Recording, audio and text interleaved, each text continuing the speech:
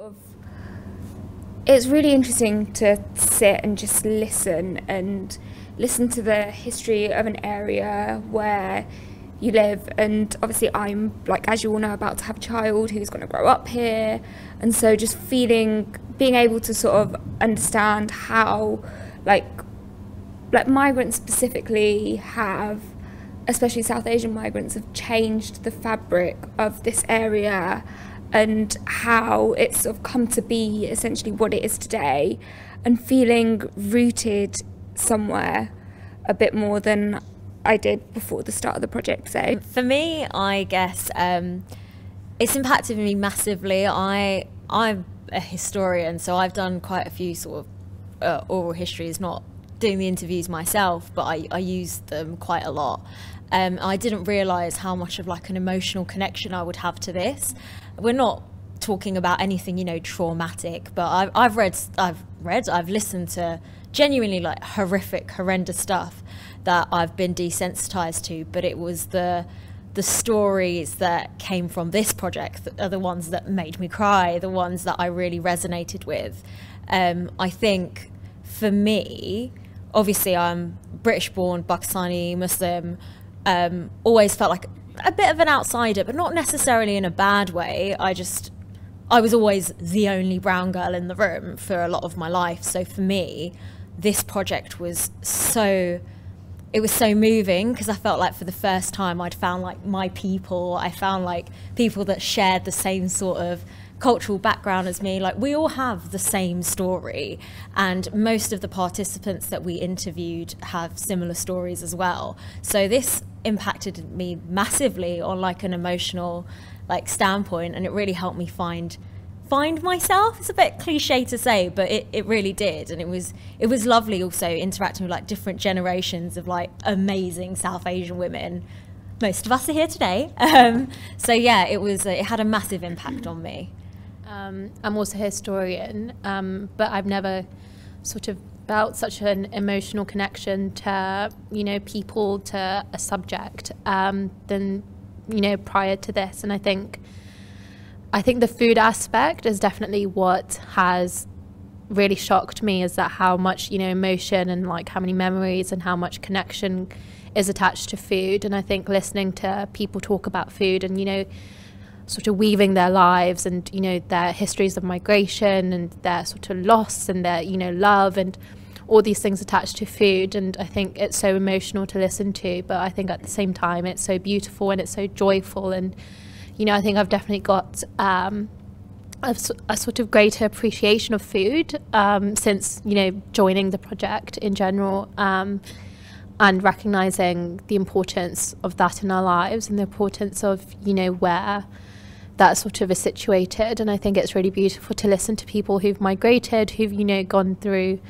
very different experiences, to say what we may have experienced in terms of access to food, in terms of, you know, when they migrated, the history, the sort of culture, but also listen to like the ties and sort of have that emotional connection. So I think it's been really beautiful to view food, you know, food in such a different way, I'd say. Realise how big of a part food played in people's lives. You just think of it as something you have every day and it doesn't mean much, but actually it does. I think if I had to really sit down and think about it, it does mean a massive amount, and you can see how much it means to people, like how much love and passion, especially these women who have like come from abroad, and sometimes it's all they have, it's all the connection that they have to where they come from, and you can tell how much they care about it and how important it is to keep up their own legacy of where they come from and how proud they are of it. I think like sometimes growing up as like a second gen immigrant, maybe you were made to feel like ashamed of your food sometimes, that it smelled a certain way, or you know, it wasn't the standard like sandwiches with white bread, but like I think this project has been so important in showing how much of a legacy food has in South Asian heritage, and it's like a pride that I'll take away as well. Yeah, I completely echo what everybody said, and I think I think one of the most amazing things about this portion of the project has been able to capture historic stories in the present and bring life back to history that we may have forgotten or may have been buried in our childhood and we haven't thought about in a really long time. And I think that's been a really wonderful thing to see out of participants, and also whilst we're listening to their stories, reflect on our own stories and think, oh, I now remember where food transferred into this area of my life and this really important event. And I think it's interesting that we've been given this platform to rethink, and we've given others a platform to think about what they're doing and how food is correlated into their life story. So I think it's a really important and beautiful part of our journeys, especially, and it's wonderful that it's going to be recorded in such a... Has touched my inner self. I felt I was reliving my journey, migrating from one country to this country. And in that journey, whilst being with the participants, being with the volunteers, as a group, everyone, it relived my emotion, and it brought about something that was within me I did not realize was so deep within me. And this project has helped to bring it out of me, and the emotions shared by the sentiment shared by everyone is similar. The journey, the food has played so much part into the South Asian communities. I'm sure not just the South Asian communities, it would have, whoever has come into this country, food has been the underlying raw emotion, and the food is what brings everyone together as well. And via food, I feel that the barriers are broken. And living in Newham, there is so much of a diverse community that the same rawness which I felt would be felt by everyone that's within the Newham diverse community. And as I said, as I lived through this project, I felt my inner self coming out of it. The deepness that was within me was surfacing again, and the listening to the stories, the interviews, the same thing was shared by all.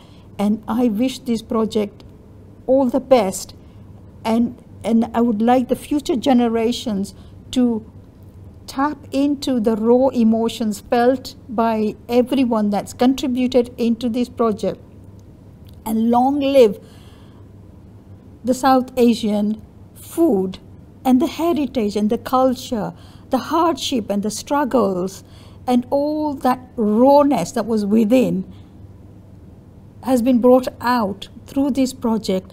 And I'm so grateful that we got this opportunity to bring out that rawness from the basic food.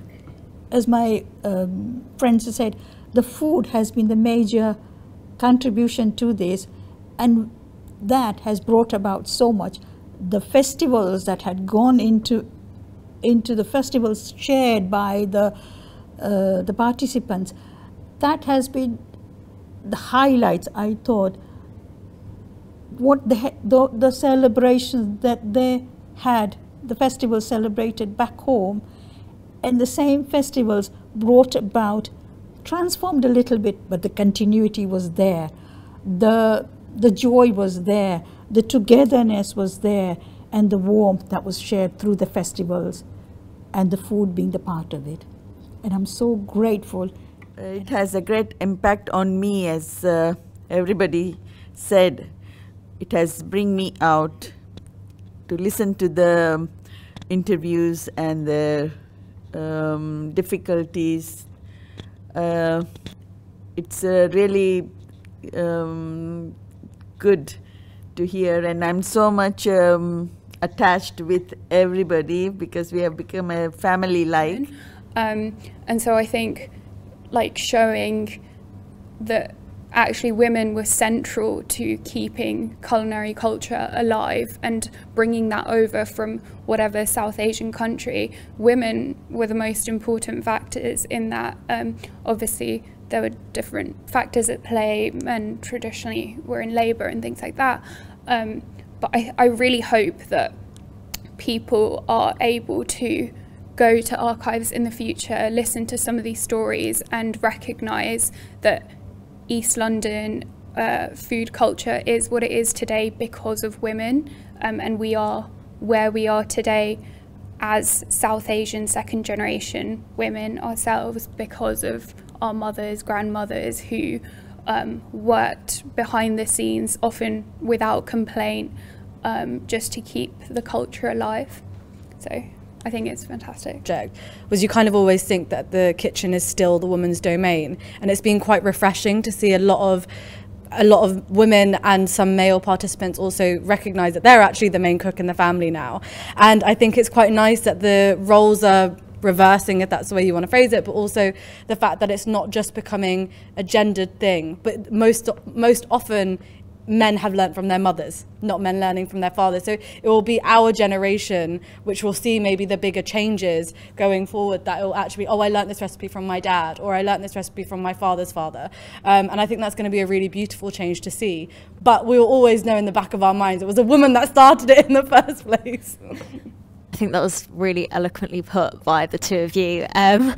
I think that what I found really interesting is, I guess, similar to what you were saying, it's that it's not just like, you know, the women were the ones that were cooking, and it really seems like this project has like shed light on the fact that it was just such a family activity, whether it be, you know, the mothers or the grandmothers. It seemed like, especially when there were children in the family, that it was the children that would often be in the kitchen doing something, whether that be like chopping onions or like, you know, preparing the salad. You know, there was always something that the other people, regardless of like gender or age, there would always be not just one person in the kitchen. It was definitely like a family activity, and that was really lovely to see like develop as like a common theme within like the participants' interviews, because it seemed like it was, yeah, sure, South Asian women were the ones to initiate cooking, but it was more of like a way of bringing up the family, as opposed to just like cooking a meal in that one instance. It felt definitely like it was just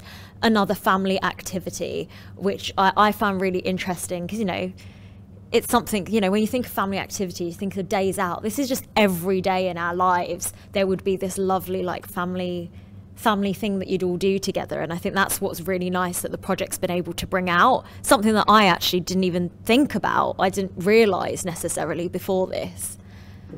Sort of talked a lot about who does the cooking, but I think like another thing that sort of really came out for me is also the role that cooking played in sort of keeping traditions alive, keeping memories alive, and keeping places alive in people's hearts.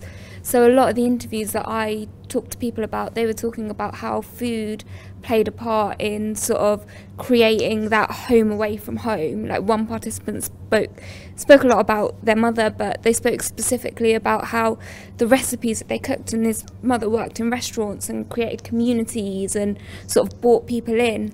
But the recipes that they cooked, it was all about sort of bringing those recipes from home and creating that community, and even down to like the very techniques that they used, sort of it was all about sort of keeping alive those traditions, keeping alive those flavours that really sort of transport you home to another world of familiarity when you're sort of in this place and you're faced with a lot of struggle and strife, because it wasn't an easy place to live.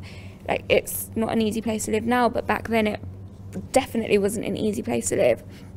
And I think just discussing the different techniques across the different cultures, because obviously South Asia is huge and some of the participants have come from different places, and like my family comes from different places, so just understanding and seeing how like all those different techniques have come together now into like a huge fusion. Like there are loads of things from like Pakistani culture or Gujarati culture that have sort of seeped into my own culture and things like that, and so sort of listening to the different things that people eat and how they sort of compare to the things that I eat and the cultures that my family have kept alive has been really sort of touching in a way.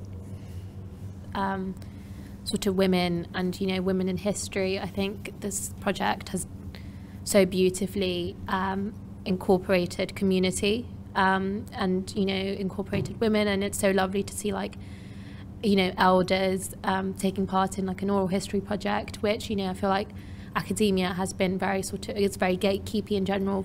So to bring, incorporate the community, which I feel is the best way to speak about history, in a way that's so beautiful, in a way that's community-led. I think that's been really, really beautiful to see, and how, people have been so willing to share their stories and to share, things that are so intimate to them, bring up, their stories of migration, bring up their stories of family, of things that are very, very intimate, things that are very emotional. And I think speaking to that, I think it's been really, really beautiful for us to be able to engage in a project and an oral history project in a way that, stays true to, us as a community. And just I think one of the other volunteers mentioned earlier, we've become a family. So, all the eating together and, all the gossiping together and the gossiping with the participants and all of that has been I think really true to who we are as people and who we are as a community. And so I think that's been really, really beautiful.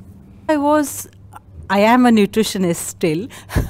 I'm a foodie, and at the bottom of my heart, I always knew that food is such a powerful force, that it brings people together, it brings out emotion. There is nothing that can bond people more than food. And I had this strong belief. So as a nutritionist, when I become, looking at the carbohydrate, proteins, fats, blah, blah, blah, vitamins, everything, and all that is really important for health. But I wanted to explore this, deeper aspect of food, and which is such a real and important aspect of how it brings us all close together. And when I started working on this project, it just blew me away because it resonated with me. So all the stories and meeting all the people from different countries, volunteers, participants, all of them, I resonated with it as a migrant. So I have come to this country many years ago, and so it was my journey. So that's why the job was speaking so much to me, because it was about my own journey as well, and I could resonate with the women who've gone through similar journeys, the struggles and the trials and tribulations of all these women, and the families that came here, the husbands, the children.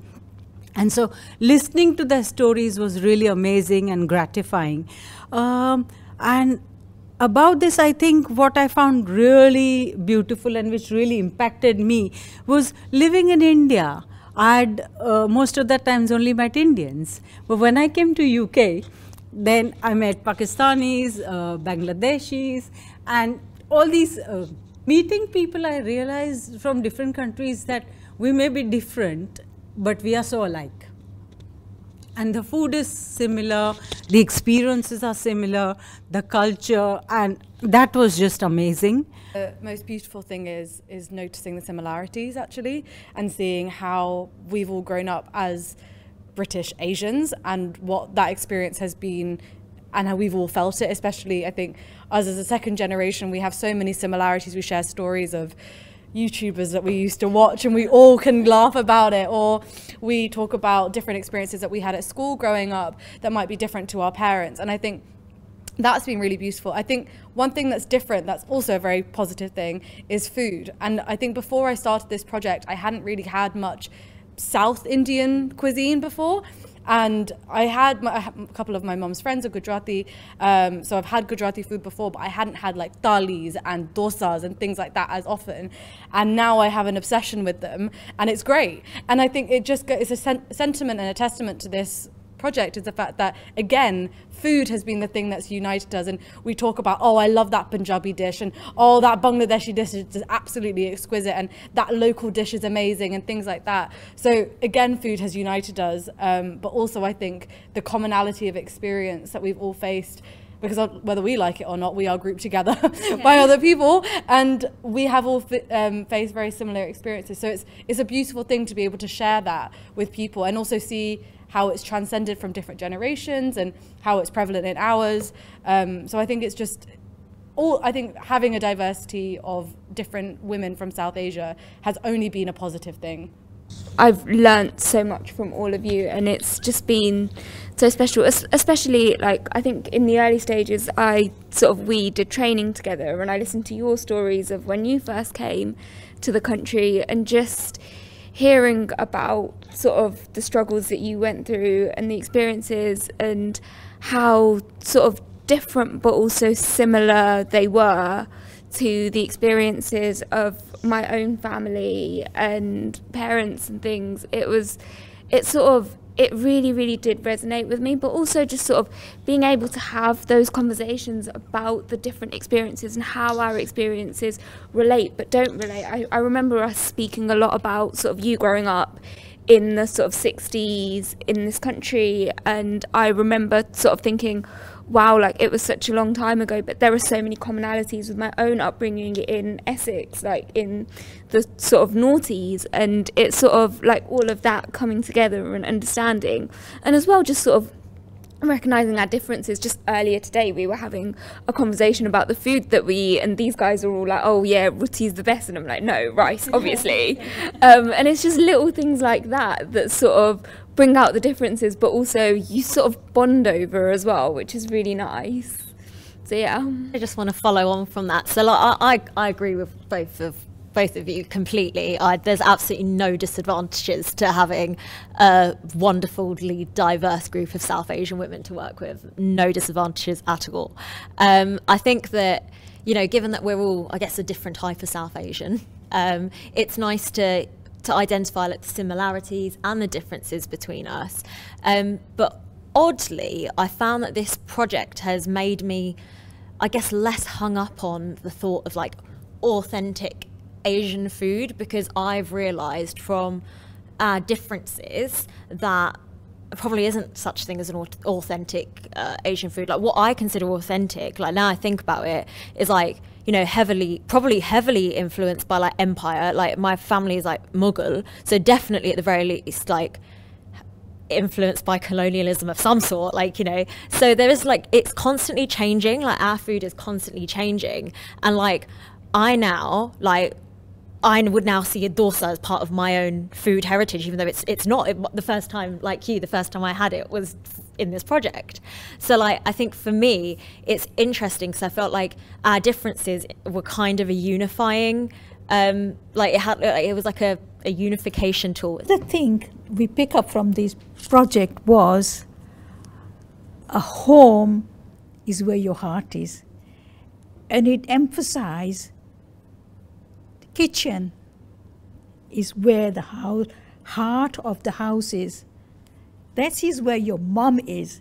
That is where your grandmother, your whoever you are, that's where she was. She was pouring out love.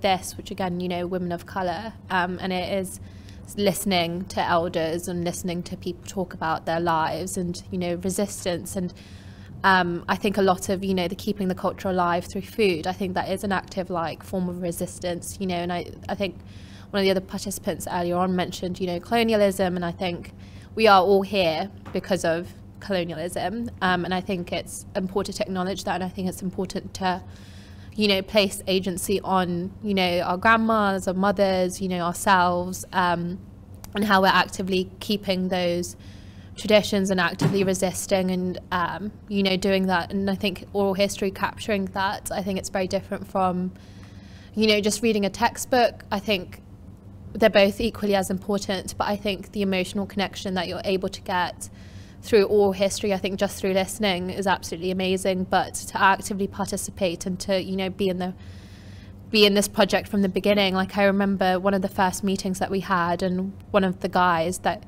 you had asked to speak at the first meeting, he was telling a story about how he's Muslim and he, you know, just arrived in the UK, or his parents had arrived in the UK, and they were celebrating Eid and they slaughtered an animal in their bathroom, you know. And I think it's from there, I think just listening to those, like just listening to that story, and I think, you know, it would have been amazing if that could be documented, you know, but listening to those stories and listening to how things were in the 1960s, the 1970s, and I think it's just really, really important to, you know, for us to record this, because I think we take it for granted, because we've grown up with these stories, and I think there's just so much, again, community, you know, community history, I think it's so, so important.